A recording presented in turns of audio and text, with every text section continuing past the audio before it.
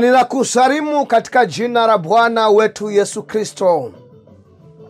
Popote unapotegea sikio katika siku ya leo, napenda nikukaribishe kuweza kupokea neno la Mungu ninalokufikishia katika siku ya leo.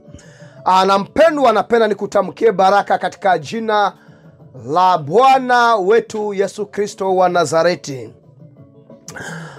Nina furaha kubwa sana kuweza kupata nafasi hii na kibali katika siku ya leo, ili kwamba nikufikishie habari njema za ufalme wa Mungu. Usisahau mpendwa kwamba siku zote tunamtangaza na kumhubiri Bwana wetu Yesu Kristo, maana yeye peke yake ndiye njia, kweli na uzima. Hakuna njia nyingine, hakuna kweli nyingine. Katika dunia hii hauwezi kupata kweli, hauwezi kuwa na uzima bila ya Yesu Kristo.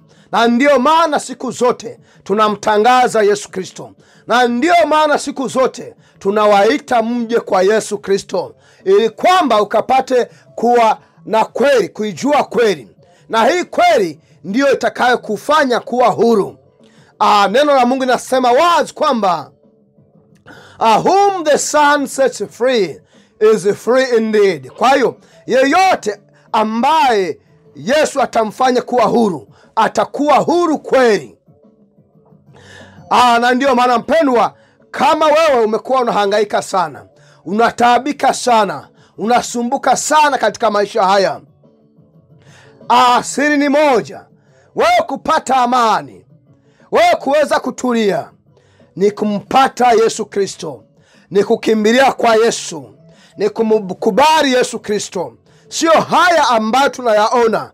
Watu wanakimbilia dini, watu wanakuwa wa dini, watu wanakuwa wa manabii na mitume, wanawaamini watu wengine. Mpendwa, usisahau kwamba neno la Mungu linasema wazi kwamba amelaaniwa yeyote anayemwamini mwanadamu, anayemtegemea mwanadamu. Kama wewe unamtegemea mwanadamu, yani imani yako umeweka ndani ya mtu badala ya Yesu Kristo, yani wewe unaona yule mtu sijui ni nani, yani huyu ndo kila kitu kwangu, yani hata wanaposema Yesu, yani wewe it doesn't mean anything. Unaona tu yule mtu. Na ndio maana unakuta siku hizi wewe unaanza kuwapigia magoti, unaanza kuwasujudu mwanadamu. Ukiona mtumishi yeyote anaye ruhusu wewe uchuchumae mbele zake, yetu unamsifia, baba, baba, sijui nini, this and that and those, huyo sio mtumishi wa kweli wa Mungu aliye hai. Maana hiyo hairuhusiwi kamwe. Haijalishi anatenda miujiza kiasi gani. Pendwa, asifanye hayo. Hiyo ni laana. Na watu wengine katika dunia hii wanaishi maisha ya ajabu. Wanashindwa kuzuia maneno wanayoyatamka. Kuna neno wanatumia kwa Kiingereza, confession. Wewe kama utakijua kwa Kiswahili, unaweza kunisaidia wewe mwenyewe. Confession, you confess. Labda kukiri. Kama nasema kukiri, yani maneno yale unayotoa, yanayotoka kinywani mwako, tunasema unakiri wewe. Kwa hiyo kuna watu wameshazoea kutumia lugha chafu.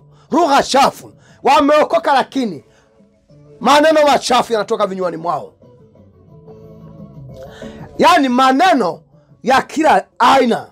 Pendwa, yeye unimwambia Bwana Mungu, naona Mungu anataka kutumia. Waona, yani naona wewe ni hivi na hivyo. Yeye anakuambia, hapana, sio mimi. Yani yeye kila kitu anasema, labda sio mimi. Mimi pale siwezi. Labda mimi pale siwezi. Unamwambia maneno ya kumtia moyo, lakini yeye moyoni mwake anasema kimoyo. Hajui kwamba yale anayoyawaza ndio yanakuja kuzaa matunda nje.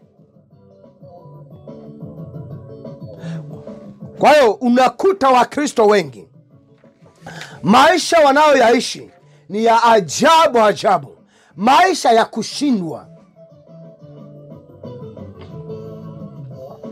Ni kwa nini mpendwa? Ni kwa sababu wakati mwingine hata shetani hajakufikia, lakini wewe mwenyewe umeshamfikisha shetani maisha yako kwa jinsi wewe unavyoongea, unavyotamka. Mpendwa, maneno lazima tujifunze, lazima kutambua au kubwa na uzito wa maneno yanayotoka vinywani mwetu. Wewe ukijisema mimi nitakufa masikini, pendwa, usije kaenda kwa nabii ataanza kukudanganya. Wewe kila siku unasema mimi ni choka mbaya, mimi ni wahovyo, mimi siwezi kufanya kile, mimi siwezi kufanya hiki. Mwisho wa siku mpendwa, hayo ndo yanabadilika na kuwa maisha yako. Kuna mtu mwingine kwa maneno unayosema mpendwa, unaleta uwepo wa Mungu ndani ya maisha yako, au nguvu za Mungu. Unaanza kuona mambo yanatokea katika maisha yako, nguvu za kimungu, miujiza, maajabu yanaanza kutokea. Kwa nini? Kwa sababu ya yale maneno unaongea, unatumia jina la Yesu. Na kuna mwingine unakupitia mambo mabaya, au unaona wewe hakuna maendeleo yoyote kwenye maisha yako, hakuna mafanikio yoyote. Kwa nini? Wewe unaona yule mtu aliyemfanikiwa, unaona kwamba yeye tu ndo amepewa kibali, au yeye peke yake ndiye amepewa ka favor fulani kutoka kwa Mungu, kwamba yeye ndo awe na mafanikio yale, kwamba wewe is not your portion, kwamba sio sehemu yako. Kwa hiyo unaendelea kuyachukua yale mabaya, tunasema negative words, baada ya wewe kutumia jina lipitalo majina yote, jina la Yesu Kristo, unaendelea kuongea haya mabaya tu, maneno yanayo haribu maisha yako. Watu wengi watanajua, wanaweza wakapinga wakasema wewe hapana, hiyo sio kweli.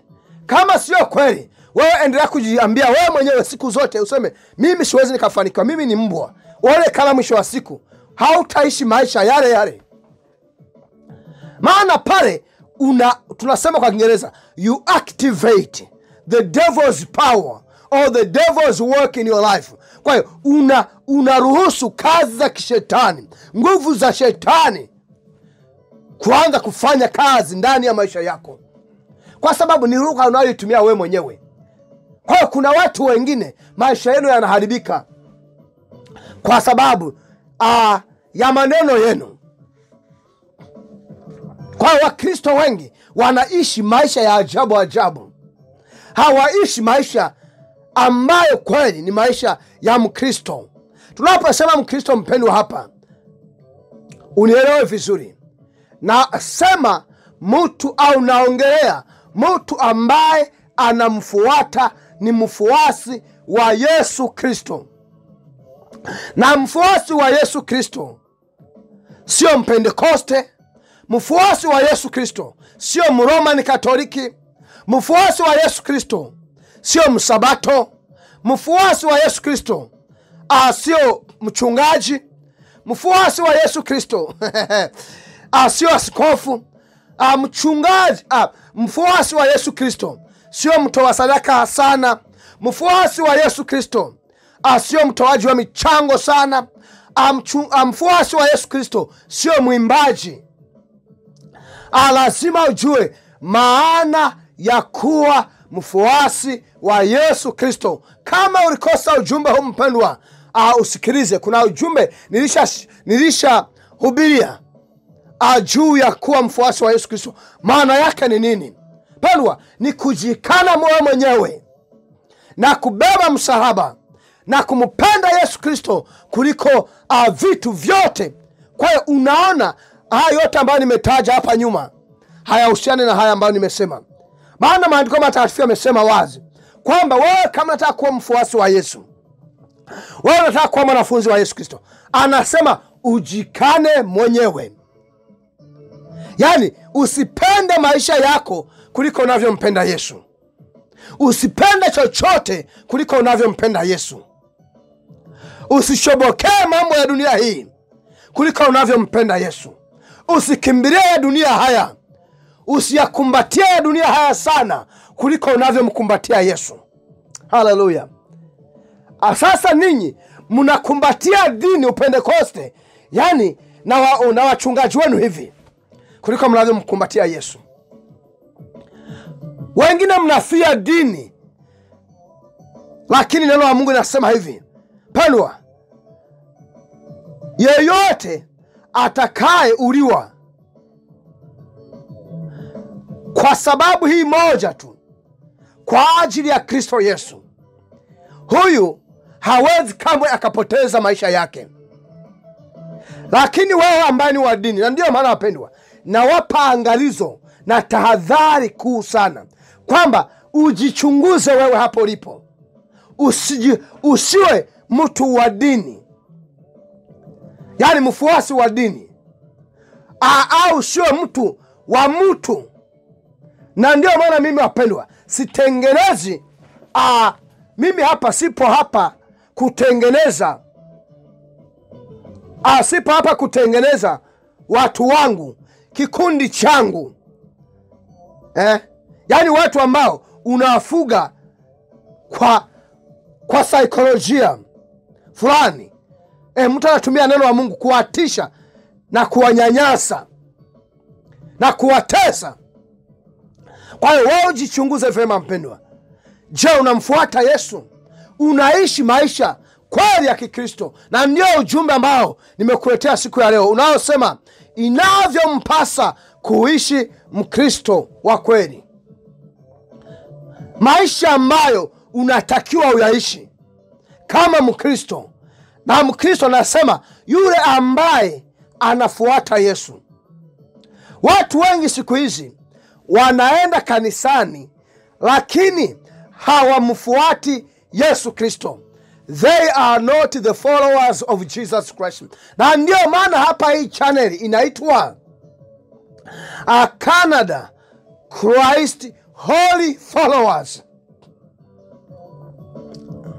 kwa sababu sisi tunakufikishia ujumbe huu ili kwamba na wewe uwe Christ Holy Followers. Kwa hiyo sisi sote tunasema tunamfuata Yesu, tunamtizama Yesu, tunamwangalia Yesu, tunampenda Yesu, tumejikana wenyewe. Haleluya. Maana Wakristo wengi siku hizi wanasema, yani wanaamini kwamba wao ni Wakristo simply because wanaenda kanisani, simply because they give tithes and offerings. Yani wengi wanaamini wao ni Wakristo kwa sababu tu eti wanaenda kanisani, wanatoa sadaka, wanafagia ndani ya kanisa, wanafanya usafi, wanafanya mapambo ndani ya kanisa, eti kwa sababu anaimba kanisani, eti kwa sababu ni mchungaji, watu wanaamini huyu ni mtumishi wa Mungu, anamfuata Yesu, eti kwa sababu anahubiri neno kama hivi ninavyohubiri. Pendwa, hapana. Hapana.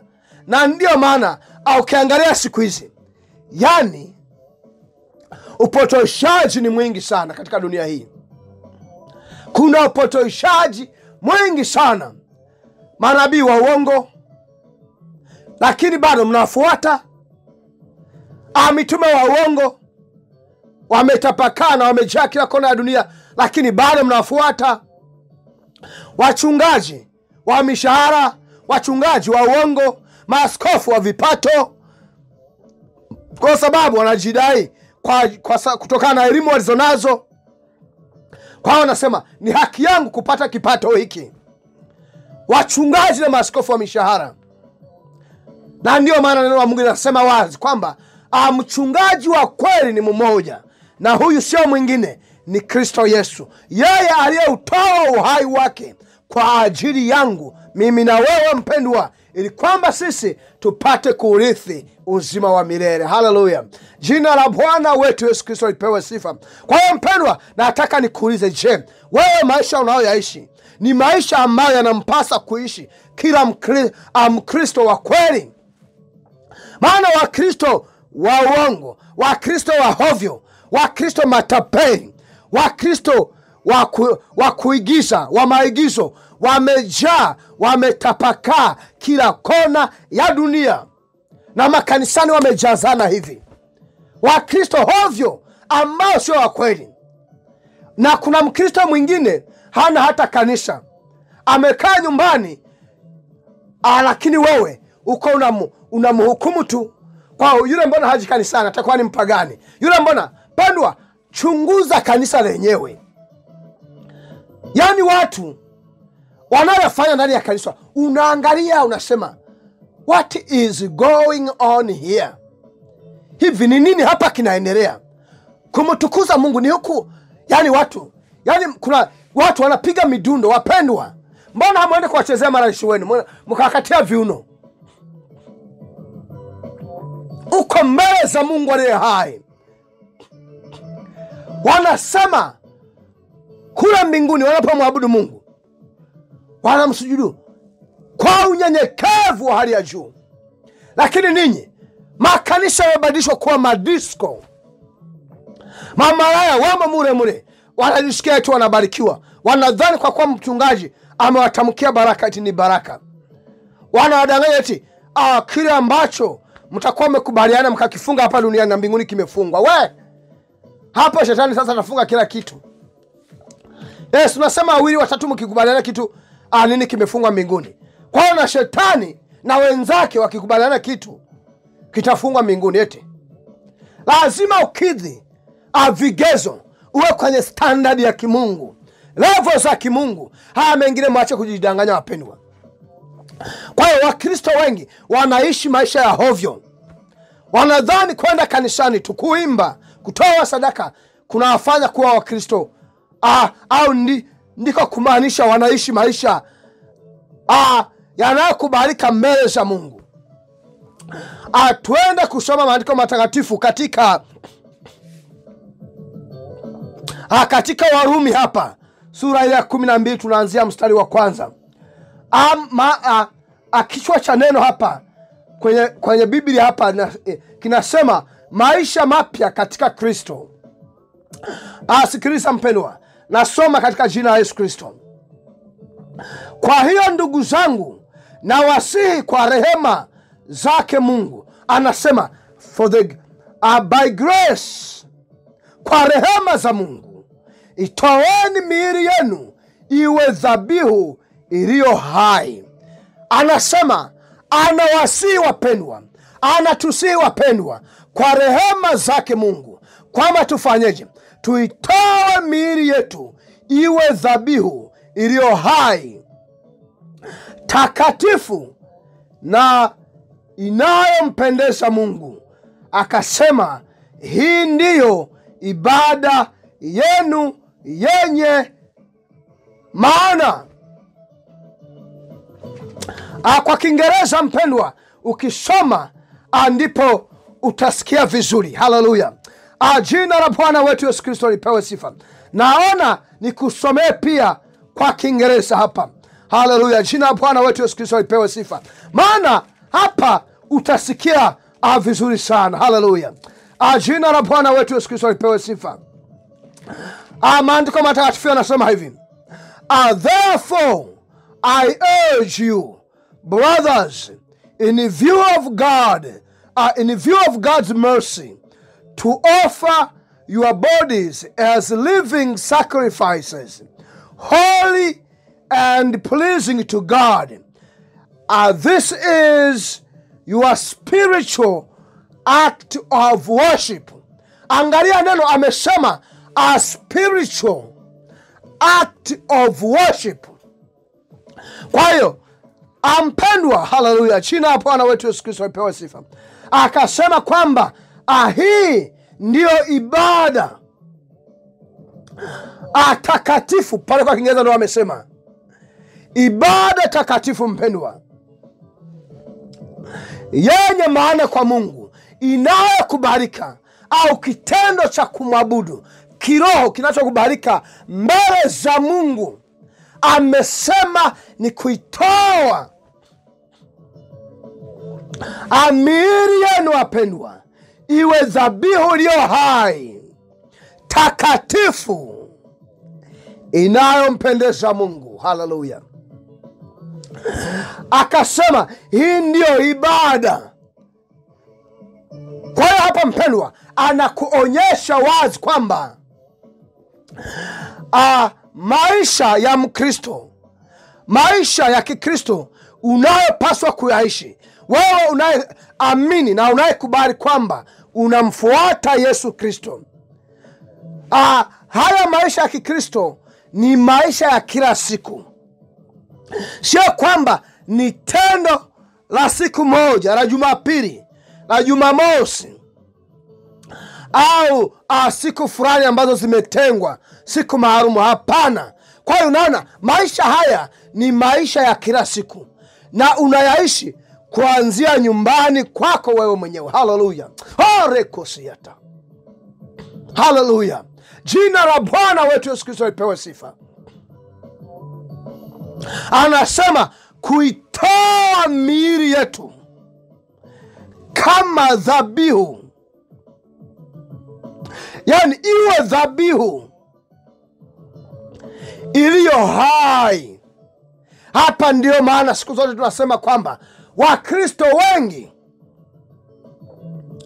au yani kama sio wote, Wakristo wengi sana, yani ni wafu, walisha kufa. Maana miili yao haijatolewa kama dhabihu iliyo hai. Maandiko matakatifu ndio yamesema, sio maneno yangu. Anasema dhabihu,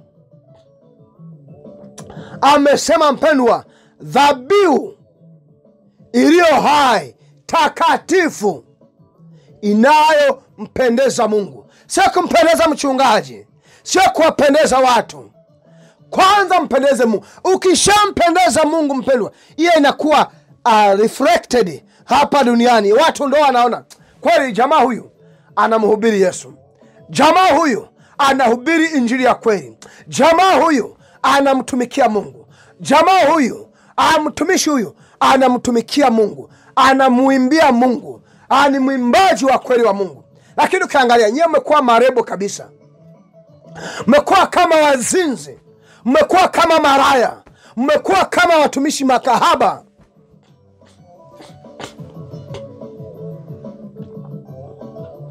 Kwa hiyo anasema maisha mapya ndo haya. Yani maisha mapya hapa mpendwa, tunaongelea kwamba tunaongelea mtu ambaye ametolewa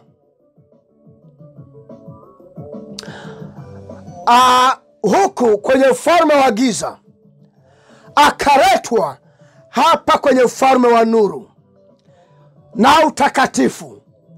Yani ulikuwa kwenye ufalme wa giza, wanapofanya haya mambo ya kijinga, wanaongea maneno machafu, wanafanya uzinzi, wanafanya uasherati, usengenyaji, ugomvi, hawana upendo, ni kuuana, mabaya na mauaji ya kila namna. Unatolewa huko, unaletwa hapa katika ufalme wa nuru na utakatifu, ambapo mfalme wake ni Bwana wetu Yesu Kristo. Hapa ndipo umewekwa. Kwa hiyo kinachofanyika ni maisha mapya. How and in which way? Kumaanisha kwa lugha nyepesi ni hivi. Yani pendwa, yale mavazi, ile sura, ule mwili ambao ulikuwa nao katika ufalme wa giza, inabidi uvue zile tabia, ule mwili, yale mavazi, ile ngozi ile kumevaa kwenye ufalme huu wa giza. Unakuja huku, unapewa mpya, unapewa very brand new one. Kwa hiyo unavaa unamvaa Yesu Kristo, haya ndio maisha mapya. Unafanyika kuwa mfuasi wa Yesu, na mfuasi wa Yesu sio mpaka uwe kwenye dini. Na ndio maana kumpokea Yesu Kristo haimaanishi wewe kutoka dini moja na kuingia dini lingine. Unaweza kubakia kwenye dini lako pale mpendwa, lakini ukakutwa ni mtu ambaye ni wa Yesu, ni mfuasi wa Yesu. Hii inawezekana, asikudanganye mtu. Maana anaweza kuniambia, sasa kama mtu yuko kwenye Uislamu anaweza kuwa ni wa Yesu. Inawezekana. Inawezekana mpendwa. Wewe unachofanya tu, yale mengine pale ulipo hayana maana wala thamani yoyote. Wewe uko na rindima na Yesu. You are flowing with Jesus. Yani wewe pale ulipo ni Yesu. Yesu, Yesu, Yesu, Yesu. Maana kuna hata Wakristo ambao wanajidanganya eti wako kwenye dini na madhehebu ya Kikristo, lakini bado sio wa Yesu. Wapo na ni wengi wenu. Huu ndio ukweli mpendwa. Japo hakuna anayesema hivi, japo hakuna anayewaambia maneno haya, mimi nasema kwa sababu naongozwa na Roho Mtakatifu. Siangalii sura ya mtu, siangalii kasura kama mtu kazuri, asiangalii cheo ulicho nacho, asiangalii wewe ni nani. Nasema kweli, na hii kweli ndio itakayowafanya kuwa huru. Maana nisiposema kweli, nisipoongea kweli, hakuna mpendwa mtu mwingine atakayesema. Na ndio maana mpendwa tunasema tuko tayari for anything at any time in this life, kwa ajili ya utukufu wake Mungu kupitia mwana wake wa pekee Yesu Kristo. Haleluya. Jina la Bwana wetu Yesu Kristo lipewe sifa. Sasa wewe unanitazama, wewe unanichunguza hapo, wewe unanisikiliza mpendwa, unasikiaje ujumbe huu wa leo? Maana tunaongelea kuishi maisha matakatifu, kutoa miili yetu kama dhabihu zilizo hai, takatifu na zinazompendeza Mungu. Na kisha anasema hivi, ule mstari wa pili anasema hivi, msifuatishe, anasema msifuatishe tena mfano wa ulimwengu huu, bali mugeuzwe kwa kufanywa upya nia zenu, ndipo mtaweza kuonja na kuhakikisha ni nini mapenzi ya Mungu, yaliyo mema, yanayopendeza machoni pake, na ukamilifu wake. Haleluya. Jina la Bwana wetu Yesu Kristo lipewe sifa. Akasema msifuatishe mfano, msifuatishe tabia, msifuatishe hali za kidunia, mifumo ya kidunia. Msiige Wakristo, msiige. Angalia Wakristo tulionao siku hizi, hawezi kuwatofautisha kamwe. It is impossible. It is impossible to differentiate or to separate a true and a genuine Christians and those who are the pagans, those who haven't received Jesus. Yani ni vigumu kuwatenga au kuwatofautisha Wakristo wa kweli na wapagani. Kwa nini? Mnaendelea kufuatisha, kuiga, kukopi na kupesti mienendo na tabia za dunia. Na ndio maana nasema sasa hivi tuna Wakristo wapagani, mnaenda motoni. Moto ni wenu wapendwa, ule moto ni wenu. Ujumbe huu unakufikia mpendwa, ili kwamba ujichunguze, uweze kuyatenda na kuyatimiza mapenzi ya Mungu, ufahamu na uyatambue mapenzi ya Mungu. Kwa hiyo watu wanajidanganya, amempokea Yesu, bado tabia zile za zamani, midomo, usengenyaji, umbea, uchonganishi, uzushi, umaraya, uchawi, ugomvi, kupigania vyeo, husuda, fitna, kiburi, mambo haya yote hajaacha, ila anajidanganya eti amesha kuisha kumpokea Yesu. Moto wa jehanamu ni wenu wapendwa. Amesema usifuatishe, yani usiige, Usikopi haya dunia, mifumo ya dunia. Wewe ni kiumbe kipya, una maisha mapya kwa sasa.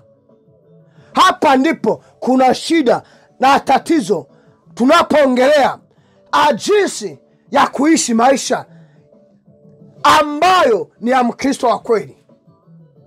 Watu wengi, Wakristo wengi ni wapagani, na wewe unajua wazi injili hii inavyokufikia siku ya leo. Umeanza kuona kweli wewe umekuwa unaishi kama mpagani mwingine.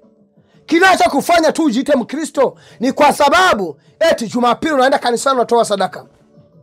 Hapana mpendwa, ule sio Ukristo.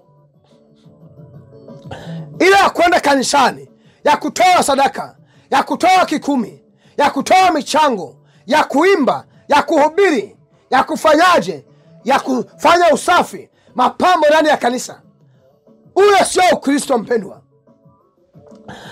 Maisha ya Ukristo ni haya ninayosema hapa, kama vile maandiko matakatifu yalivyosema kwamba nawasihi.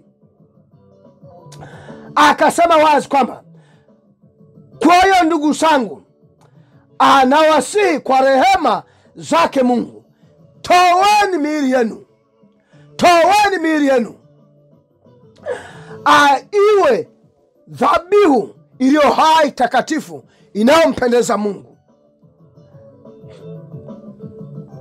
Akasema hii ndio ibada takatifu, au ibada ambayo ni ya kiroho zaidi.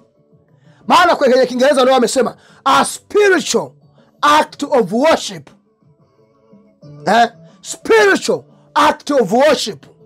Kwa hiyo ibada ambayo iko kiroho zaidi, sio ile mnaenda unacheza Bwana asifiwe, haleluya, hapana. Hizo ni mbwembwe, hivyo ni vituko mpendwa.